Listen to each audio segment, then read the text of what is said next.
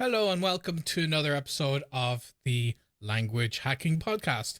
I'm your host, Benny Lewis, and this is a standalone Ask Benny episode where I take a question that you guys have sent in and make that the topic of a shorter, quick form podcast. So today's question was, how do I work on a personalized phrasebook? So a personalized phrasebook is essentially a bunch of different expressions, words, and phrases that you have ready to go that are your priority, especially as a beginner language learner. So what I do when I am learning a new language is I try to write an introduction script. So these are things that I'm likely to say very frequently as I meet new people.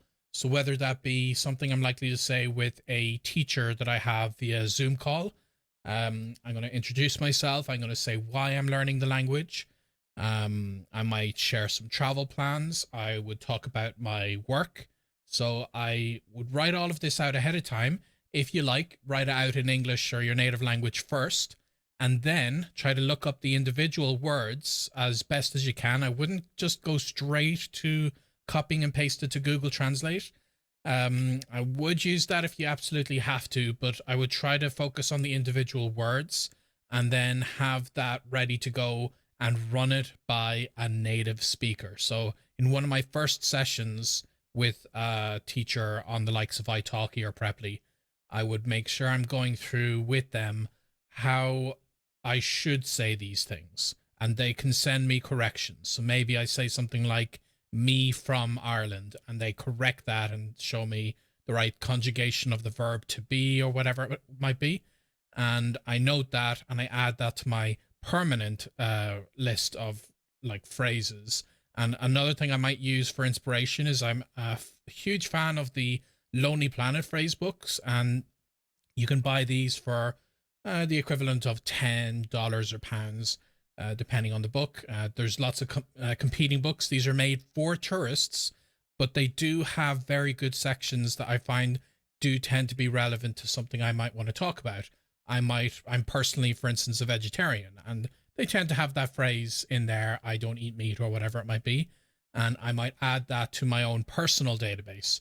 And I would create my own personal database by opening up a Google Sheet and having the English in one column and the target language in another column, and then exporting that to a flashcard app.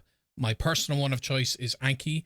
There are other ones that do let you import when you're creating it from like an Excel style sheet.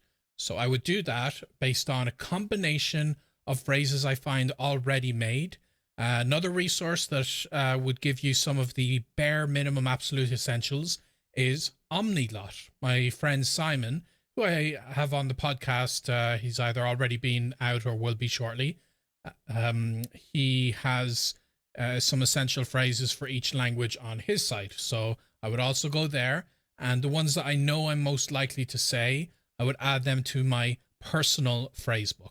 So this way I have things that are definitely checked by a native speaker, but initially I would just have the choppy words, me from Ireland, that kind of thing, run that by a native speaker, and then it gets added into my personal phrasebook so that I can study that, review it, and make sure that I'm ready to say that at the drop of a hat. And again, these are things that you are likely to say initially when you're speaking the language, things you're likely to talk about, things about yourself, your situation, questions that you're likely to ask. And these come up so often that they are worth memorizing.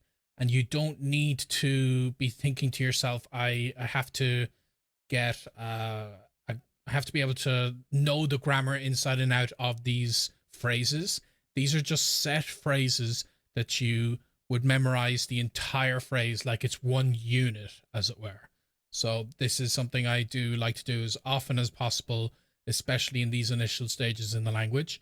And I hope that little suggestion helps you guys. Let me know your thoughts by reaching out to me on Twitter or Instagram or TikTok. I'm Irish Polyglot on all of them.